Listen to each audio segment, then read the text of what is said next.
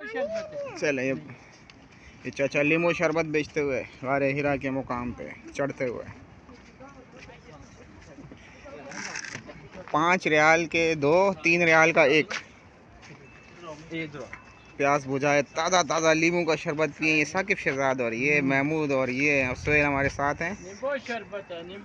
और बाबा जी लीमू शरबत बेचते हुए ज़बरदस्त ठंडा ठंडा शरबत। ये देखें इतने ऊपर मुकाम पे बेच रहे हैं। बाबा जी आपका नाम? हाजी जावेद साहब। हाजी जावेद साहब गारे हीरा के मुकाम पे लीमू पानी बेचते हुए मुसाफिरों की खिदमत करते हुए। ये ऊपर गारे हीरा का मुकाम और ये हाजी साहब लीमू तैयार कर रहे हैं। अभी तो हम ऊपर चढ़ रहे हैं, वापसी पे देखेंगे।